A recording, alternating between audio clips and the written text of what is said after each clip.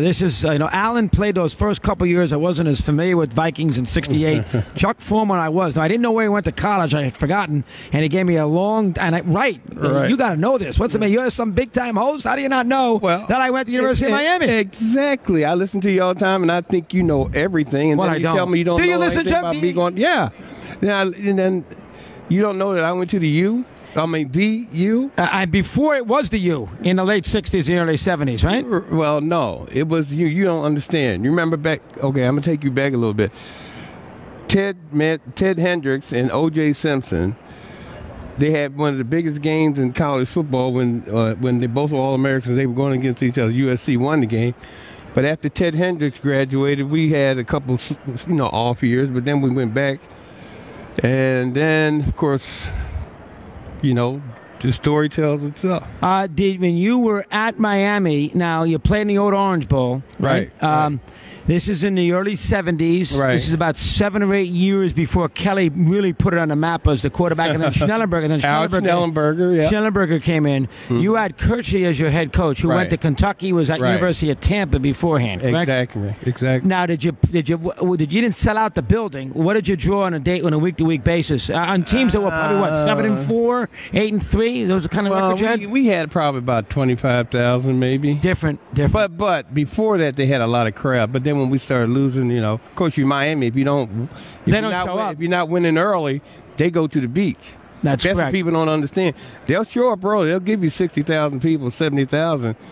But if you're either losing or if you're beating them bad, they go to the beach. Oh, I know that. Now, who was your quarterback when you were at Miami? I had a couple of guys by the name of Kelly Cochran. I had a guy named John Hortybrook. I think his nephew or some place with Wisconsin. Oh, really? Hornibrook, right? Oh, the quarterback. That's right. I know they're related. I know that much. So, and then had a guy named Ed Carn, and he was really good too. So those Miami teams were, the national exposure you didn't quite get at that time. Well, you got to remember there was only ABC, CBS, and NBC at the time. Now they make you bigger than life. No, you would have been on TV. Yeah, exactly. Those days you had to be on the ABC game, Saturday game of the week. Right, and Notre Dame had those things tied up then. They did. Penn State, Notre Dame. You're from Maryland. So right. What made you? You probably a great high school player. You went to the University of Miami. Right. Went to University of Miami on football scholarship. Played basketball down there too for a year, and then decided to concentrate on football, and that was all she wrote. All right, so then you played hoops for Miami, and you got a full scholarship, so that's where you wanted to go. Yeah. I'm sure you were recruited by a lot of people. Well, I could have went pretty much anywhere. I was going to go to West Virginia, but that didn't work out. Bobby Bowden was coaching then, was he not? No. Or he just left? I forgot the guy's name that was there. Because Bowden was there before that. In the late 60s. Maybe just missed you. Yeah, I just missed him. He went to Texas Tech. I forgot his name. Jeff Carlin or something was his name. Yeah, we'll look that up. Don't go. So you could have gone there, but you decided to go to Miami instead. Right. Maryland, Miami. So good schools. Now you get drafted. What round were you drafted by Minnesota? First round. You were a first-round pick by Minnesota. 12-player pick. That was 12th player. Jeez, right. I should have known that too. I'm telling you. Who was the first player picked in that draft? Was it Pat Sullivan? I think it was Burt Jones, was it? Oh, well, he was great. LSU. Yeah. Burt Jones, and then there was a guy named who I don't know who's number 2, but I remember George Amundsen. Oh, I remember Robinson. Purdue. From Iowa State. Oh, Iowa State. I remember Robinson. Yes, I do. And there was. But Burt Jones was great. Burt Jones was great quarterback. Right, all those guys. So you went. Gary Huff from Florida State. Okay, I know. Yeah, sure. So you go to Minnesota. Here's Bud Grant. Right. Now, how about that's here's a guy in Nordic, and you're from coming from sunny University of Miami. Yes. How about that first training camp? That was interesting. He was, it was a lot different than I thought. He was a fair guy, and of course he had a reputation not playing rookies. And you won the Rookie of the Year. And I won Rookie of the Year. I got to play. Of course, he wouldn't start me the first couple of games. He just put me in after the game got started. He wanted to prove a point. He always proved his points, just like New England does. That's why they win all of them. They do. Belichick, everybody knows it. And you caught so many. You were such a great pass catcher out of a little bit like Preston Pearson, who was a great pass catcher he was Dallas. Before me, A little before you, but he was a great pass receiver, no question. Too. You were a great receiver of the football out of that backfield. Right. You really were. Well, I actually played both ways at college. I played first I played running back, then they moved me to wide receiver, then they moved me to cornerback, and then I played both ways. So I had a choice when the Vikings drafted me where I wanted to play. Receiver, running back? Receiver, running back, or corner. And you picked the running back spot. Right. So you were a tremendous athlete coming out of the University of Miami. Now, he utilized you, and I looked at it a minute ago. How many balls did you catch your rookie year? He caught 37 your rookie year, then 53, and then 73. Right, back in those days. And that's hard. That's back in the day when 1,000 yards was the measuring big deal. stick. Only played 14 games for a while, right. too. And 1,000 yards was, if you got 1,000 yards, you were great. So, but when I came in with that particular skill set, Jerry Burns, our offensive coordinator, utilized it. They told me right away after I was in training camp, they said, okay, we're going to change things up and we're going to make you a runner receiver. You might not get the credit for it, but you'll be as good as anybody else. You'll catch. You won't have that one. You'll be good in both areas. Not great in one, but you'll deal with that. Mm-hmm. And you had the perfect quarterback. Exactly. Because you had Tarkington who scrambled around. Mm-hmm. He's looking for outlet receivers under a pass rush, and you were smart enough to get to the open spot and make a play. Well, you learned quick when you played with Fran just to stay in front of him because he never know where he was going to be, and he always had his eyes downfield, and I always made sure I was open. And he got you the ball. Yeah, easy catches. And you know what? That's a very good point. Mm-hmm. Fran threw an easy ball to catch. He sure did. He did not throw that Elway pass that broke your hands. No. He threw a nice, soft ball. He threw it. Where it was a perfect ball to catch, right? It was perfect to catch. No question about it. I could catch it with one hand. It was easy. And, he was a master magician, I used to say. Now, did they had played in 2 Super Bowls or 1 before you got They here? only played 1 prior to me. They were like, when I got here, they played in that 1 Super Bowl, and I don't think Kansas City. And then they didn't go to it. They never won another playoff game. And the year before I got here, they were 7-7, and then we got back on track. And we went to 3 Super Bowls after. No, I know you did. We're going to go through them right now. Now, first off, I want to talk about the weather at Old Met Stadium. Right. Where are you sitting right now? Yeah, I know that. Good job, Chuck. Well, I was going to bring that up, too. The Met Center across the street. Met Center is right in this building, 10 minutes from downtown. How about that weather? You might have, November through January, there's probably a million games you can think of. You were to catch the football on icy fields, a lot of wind in that small stadium, and a lot of frozen balls you had to catch. How about concentrating in that kind of weather? Well, you did have to concentrate because you knew your hands were going to be cold because he wouldn't let us wear gloves or anything like that. No heaters on the bench. No heaters. None of that stuff. So, but we practiced that way too. So we came to practice. We only stayed out there an hour and a half, but you went out there the way you played. No long sleeves or any of that stuff at practice. And it was, believe me, it took a little bit of time to get used to it. But only 90 minutes. He was smart. Right. He didn't keep you out there for hours. No. But when you got out there, you're gonna have to focus and be ready to go. Yeah. He had a definitely good plan for getting us in and getting us out, and the concentration level had to be, he didn't tolerate any mistakes. Concentration level at every practice had to be at its peak. He didn't allow for any mistakes at all. I mean, you repeat and repeat and repeat and repeat and repeat if you made a mistake, and then you learn, okay, I better do it right now so we don't have to continue to do it. Right, and in those days, remember, folks, the NFC Central, they were all outdoor stadiums. Right. Detroit, Chicago, and Green Bay. Yep. You had a lot of cold football to be playing. A lot of football. And that hard AstroTurf at Chicago, they changed it to that. Oh, my God, that was a rock against that Bear defense. Mm-hmm. And your rookie year was Butkus' last year, if I'm not mistaken. Exactly. So you got hit by Butkus an awful lot. I got hit by him. Actually, at one time I just jumped into him just to see how it felt. And I don't know Did you really? Yeah. On purpose? I've heard about you. Let me see how hard you hit. And you know what? That was a stupid thing to do. Yeah, I think it was. Because it hurt a little bit. Yeah, it sure did. Now, listen, that first year you played Miami. You played Pittsburgh. I played Miami. Miami, right. All right. Now, I had Alan Page on here. I just telling you that. He said the only Super Bowl that I played in that I thought we were in trouble before the game was that Miami game. I agree. He thought that Miami team, 3rd straight Super Bowl, great, undefeated the year before. Right. You were a little overmatched against the Dolphins. Is that correct? I agree with him 100% because I went to University of Miami. I used to go to practices and watch the Dolphins. They were just a machine, and I knew that talent-wise they were cut above us then. You felt that way? Yeah, I thought. I thought we could compete, and if we played our best game, we had a chance to win.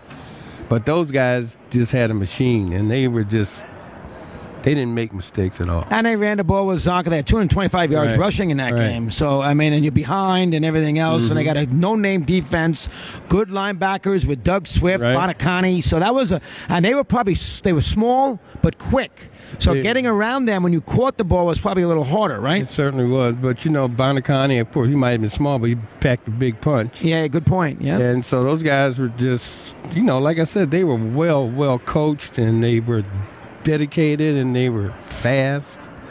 Do you feel better losing to Pittsburgh that was the beginning of their dominance? You know, they won the 4 Super Bowls. They beat you the first time. Then Dallas twice and the Rams.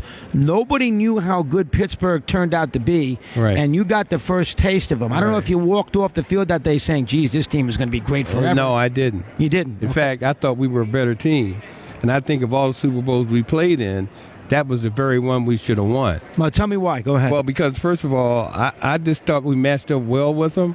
I thought we went away from our game plan for the most part because we went into some crazy formations. We had this one thing called the jam, which I don't know how he came up with it, but it was like Joe Green just stopped all that. I just think that if we would have stayed with what we did to get us there, we would have been in better shape. In fact, the next year we played them on Monday Night TV, and we beat them pretty good. Oh, did you really? Yeah. Did you get, when you got to the third one against the Raiders, did you almost have, geez, here we go again, this whole city thinks we're going to lose a 4th Super Bowl? How'd you feel in that game? Actually, I felt pretty good about winning that game, to be quite honest with you. I said, we can't possibly lose 3. You know, there's no way. I'm saying, Lord, you can't let us lose 3. But as the game went on, we got down there on that 1-yard line, and we had a fumble going in, and it just changed the whole complex of the whole game. And you were the focus point of your offense. I know you had Sammy White, you had Rashad there for a while. You always liked to thought it was tight end, But you were, I think he had Grimm for a while, didn't he? Have Bob, we had Bobby Grimm and Tucker. Bob Tucker was there. Yeah, but you were the focal point. You young player, caught the ball, crafty. You know, you were very, very. You know, Chuck, folks, if you didn't see Chuck, was one of those guys who'd catch a little 3-yard pass or a little swing, and next thing you know, he gets 7 yards out of nothing. A little step here, a little step there. Never took a big hit, and it would be 2nd and 2, 2nd and 3. That was you. That was your game. I'm very pleased. But do I have your game? You got it right. You're in my era. You got it right, my friend. And so they knew teams could say, let's make sure Foreman doesn't dominate. That's right. We'll make Fran do something else, and they were going to be in trouble. And that's what they did. They shut everything down, and of course, if we would have just stayed with what we did best, I think we would have showed better. So you panicked a little bit in some of these. Well, games. I don't know about panic. I just think when you change up what you do, it was uncomfortable. Some of the things we were trying to do, it wasn't natural. Like I said, and then we come back and play another game, and we'd be right back to where we were. We'd be playing our best football. How hard is it walking off the field after losing this game? Today you never hear the end of it because there's so many media. So much Atlanta's never going to get over it. In those days, it wasn't quite as bad, right? Well, it's 24-hour everything now. Oh, so you can't even turn. I got to turn the thing off in the car sometimes. But back in those times, it was the third one was really difficult for me. Now, what the Raider game? All of them were difficult, but that third one, I'm like, wow, how could that be? Because I knew that we were getting older. Our team, our defense especially, was getting older, and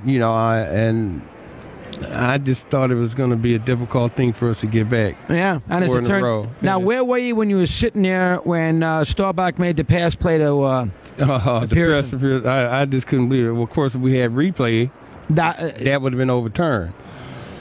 But that was a really heartfelt loss because that was the NFC Championship game, and we would have won that game. We would have been America's team, not the Dallas Cowboys. Yeah, that was a rough loss. That was a decent weather, loss, and he threw the ball to the 50-yard line on the one play before that, and there's Pearson down the right sideline, and Nate Wright got a bad deal. It should have been offensive pass interference. Did you know Nate Wright pretty well? Yeah, Nate was my roommate. Oh, so you knew, boy. How about him after that game? He was very devastated by the call, and you could see it happening, and all of us watching it. It was just a horrific call. All right, 31 years of age. Did you get banged up when you called it quits? Give me a little. You played 7 great years, and you went up to New England. Yeah, I played up in New England for a year. No, you did. You played for Fairbanks. Was he there?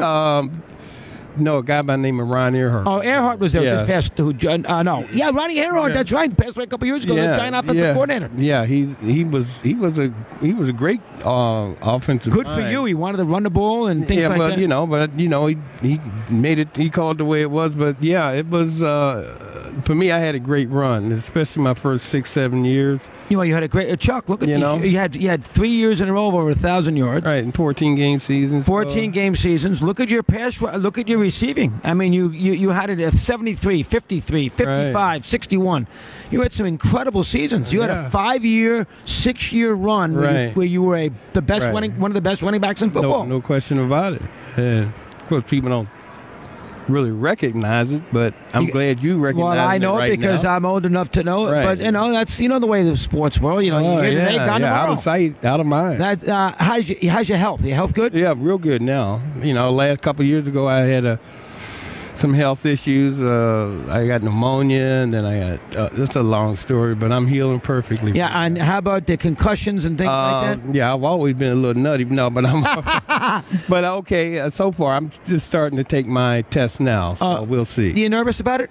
Yeah, I am. I'm very nervous about it because I know some days. I can. Your memory was very good here, though. You're very sharp here in all these games. You were sharp with it. I was sharp with it, yeah, but it takes its toll on you. Yeah, playing this gets a rough game. This game, it is that. So that's why when people say, "Oh, these guys are making too much money," no, they're not. Let them make as much as they want. No, they're not. And then the good thing is, some of them are, they're smart. They get there and they do the right thing and they leave if they're comfortable. And now, I always used to love Metropolitan Stadium because both sidelines, both benches are on the same sideline. Oh, I love that. I used to run outside when it was cold and roll out on the other side of the field, on their side, so I could feel some heat. Because they had the blows. And then I take my time to get up, yeah. You got this PBS documentary coming up, He Never Gave Up. Give me a little rundown on that. Well, it's a documentary by Daphne Boyd, and she's done a lot for a lot of, Muhammad Ali, Henry Lawrence, lots of other people.